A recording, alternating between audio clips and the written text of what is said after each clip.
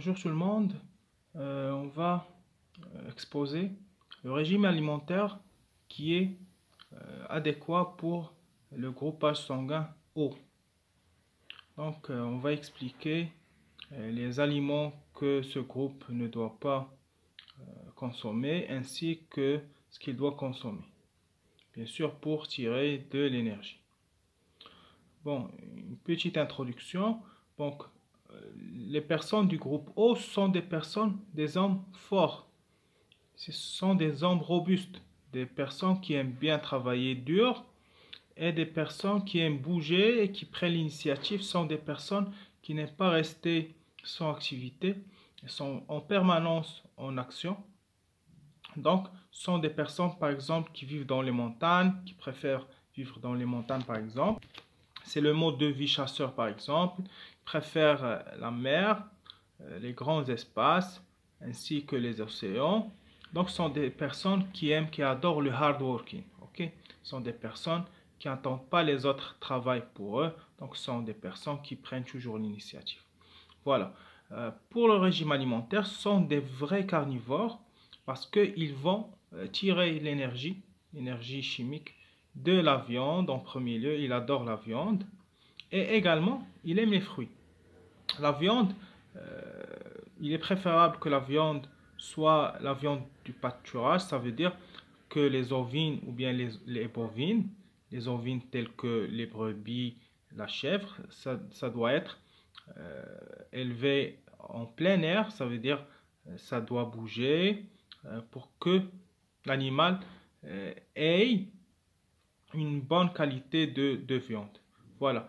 Donc, c'est pas préférable pour eux des viandes avec des hormones de croissance ou des viandes avec des additifs ou des viandes avec des facteurs de croissance. Voilà.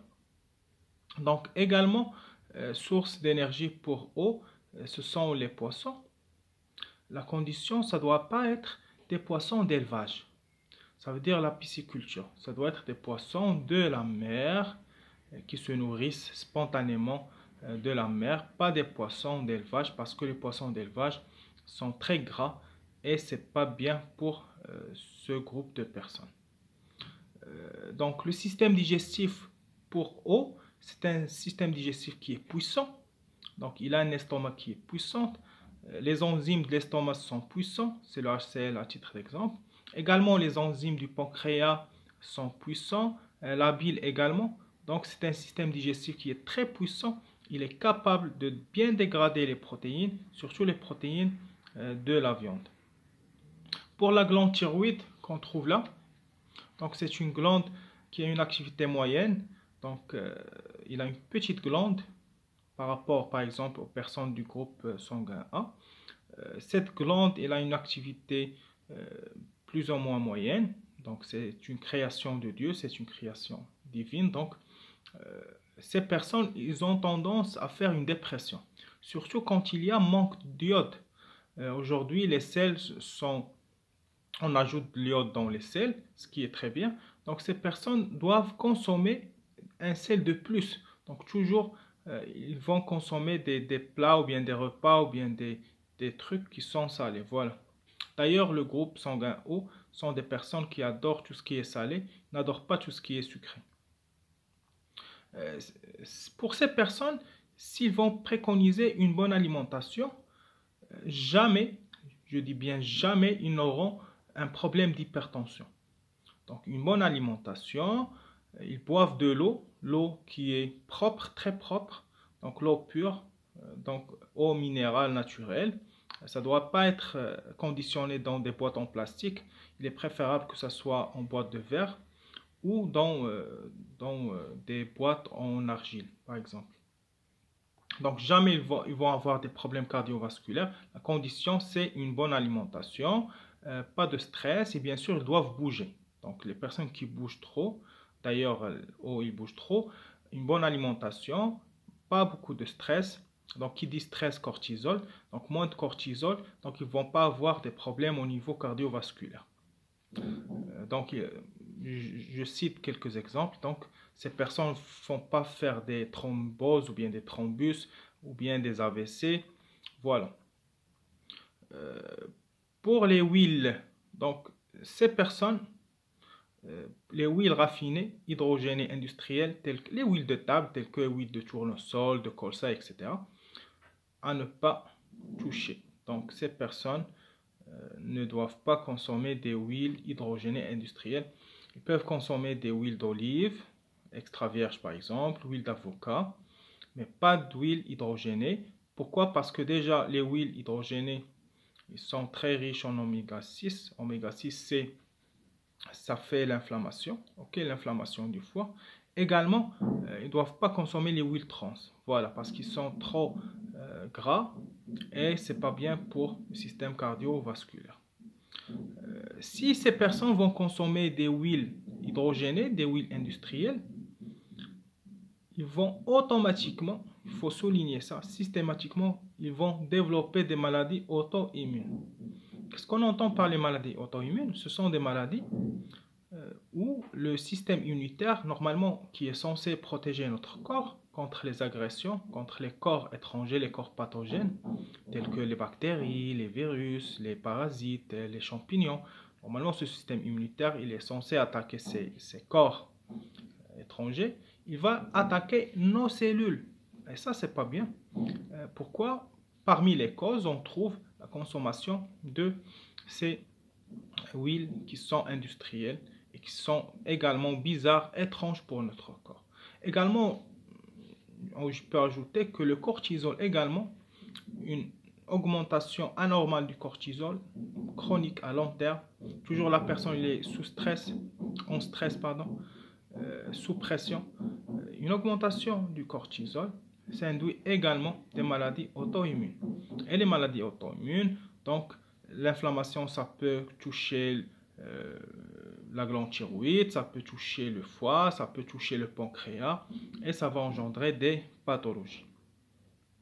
Également le sucre blanc, les sucres raffinés, c'est pas bien pour ce groupe de personnes. Donc le sucre raffiné, c'est le sucre blanc. Le sucre non raffiné, c'est le sucre brun, c'est le sucre de canne. Je dis bien le sucre de canne, c'est pas le sucre roux de canne. Le sucre roux de canne, c'est un sucre qui est demi-raffiné. Demi-raffiné, c'est vrai, il garde les vitamines et les minéraux, mais également, il a des effets indésirables sur le système nerveux et sur la glycémie. Donc, je dis bien le sucre de canne, c'est bien pour toutes les personnes, que ce soit O ou bien A ou bien AB, mais il y a des alternatives pour les sucres.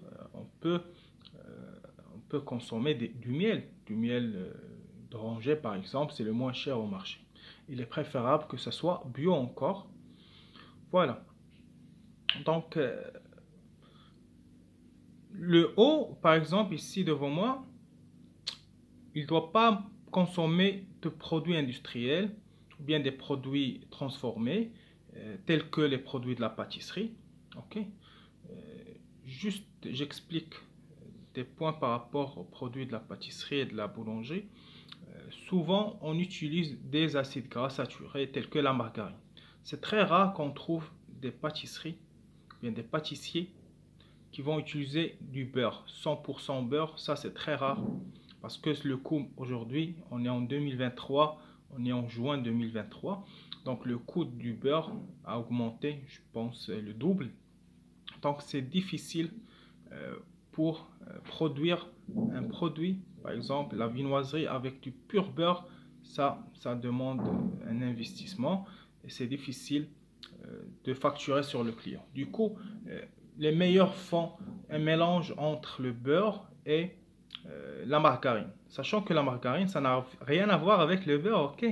La margarine, c'est pas le beurre, ça n'a rien à voir, c'est différent, ok? Donc la margarine, c'est du huile hydrogénée qu'on vient d'évoquer, donc c'est d'huile raffinée avec de l'hydrogène. On va ajouter de l'hydrogène, on va le saturer avec l'hydrogène, avec d'autres additifs et on va produire cette fameuse margarine que tout le monde utilise parce que le coût il est très faible.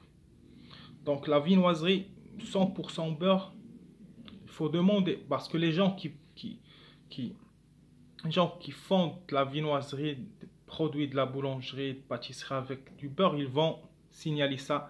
signaler ça, pardon, ils vont écrire 100% beurre. Tant qu'on n'écrit pas 100% beurre, ça veut dire, meilleur des cas, il y a un mélange entre le beurre et la margarine. Voilà. Également, les personnes du groupe O ne doivent pas consommer des produits avec des additifs alimentaires ou bien des conservateurs. Donc, ils doivent consommer tout ce qui est bio. Sinon, ça va perturber le système endocrinien. Le système endocrinien, c'est le système qui régule et qui fait la communication entre les organes, que ce soit le cerveau, la glande thyroïde, la glande pinéale au niveau du cerveau, les autres glandes, pancréas, testicules, ovaires, etc. Donc, c'est ce qui fait la communication entre des organes qui vont assurer les fonctions vitales du corps, la respiration, la reproduction, l'énergie, tout ça, ok? Les femmes qui utilisent les contraceptifs. Déjà, les contraceptifs, pour toutes les femmes, c'est néfaste pour la santé, ok? Donc, si vous prenez le papier qu'on trouve sur la boîte du médicament, c'est pas un médicament, ce sont des... Bon, le papier, si vous allez lire les effets indésirables, donc c'est affreux. Et pour eau, c'est encore pire. Donc pour eau, non. Non, non, non, il ne faut pas utiliser ça. Les femmes eau ne doivent pas, parce qu'après ils vont développer des cancers. Ok, voilà. Donc la viande bovine, ovine, on a parlé de ça. Là, il y a devant moi encore des aliments que le haut ne doit pas consommer. Il y a l'aubergine, la tomate, c'est bien dommage. La tomate, elle contient un antioxydant qui est très fort. C'est le plus fort des antioxydants. C'est le lycopène. Et subhanallah, ce lycopène, il est libéré davantage si les tomates sont cuites. Donc, la tomate, elle fait la seule exception. Si la tomate, elle est cuite, elle libère plus d'antioxydants qui est le lycopène. Pour les personnes, oh non, on ne doit pas consommer des tomates, on ne doit pas consommer de lycopène. Ça, c'est la science. Peut-être dans l'avenir, on va démontrer, on va refuter ça, on va démontrer l'inverse. Bon, pour les personnes O, ne doivent pas consommer des tomates et vont se priver de ce fameux antioxydant qui est le lycopène et qui est libéré davantage si la tomate est cuite. Également, les personnes O ne doivent pas consommer des pommes de terre, ni des pommes de terre qui sont grillées, ça c'est encore pire, des pommes de terre dans l'huile hydrogénée, huile raffinée, ça c'est une bombe atomique. C'est comme Shbekia qu'on prépare au mois de Ramadan, c'est une bombe atomique, c'est de la farine qui est sautée dans un huile raffinée avec du sucre raffiné, donc ça c'est une bombe. C'est une bombe. Et après on va se demander pourquoi il y a les maladies, pourquoi il y a les pathologies, pourquoi il y a les allergies digestives, pourquoi, alors que tout commence par la nutrition et le régime alimentaire et les allergies, bien sûr. Également, les personnes O ne doivent pas consommer l'arachide ni le blé. Donc le blé, c'est pas bien pour les personnes O. Ils peuvent consommer de l'orge, de l'avoine, un peu d'orge, mais pas du blé. Déjà, les personnes O, s'ils consomment du blé, ils vont gagner du poids trop vite. Ok? Donc, si une personne O veut faire un régime alimentaire, veut perdre du poids, premièrement, il faut stopper le blé. Je ne vais pas dire non, un petit morceau du blé, tout ça. Non, il faut stopper le blé. Donc, vous pouvez avoir des protéines d'origine végétale, d'autres sources. Ok? Il n'y a pas que le blé. Également le sésame, non. Maïs, non. Devant moi, l'avocat. Personne, oh, vous n'avez pas de chance. Donc, il ne faut pas consommer l'avocat parce que les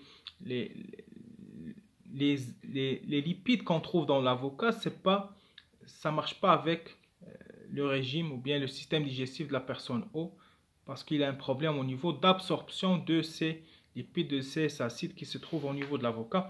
Également le lait. La personne O peut consommer des produits laitiers fermentés. Oui, c'est bien fermenté, je dis bien fermenté, avec des ferments naturels, une bio-fermentation naturelle. Mais le lait comme ça, c'est un perturbateur de la digestion pour la personne A. Également, on ne doit pas consommer de cresson, de la cannelle. Surtout la cannelle, ça ne marche pas avec la personne A. Voilà, donc il reste une information il y a une algue marine de la mer qu'on appelle fucus. Okay? Cette algue, elle est riche en iode. Bon, je sais que les personnes ne vont pas aller chercher cette algue, donc c'est juste pour information, pour votre information. Cette algue, elle est riche en iode.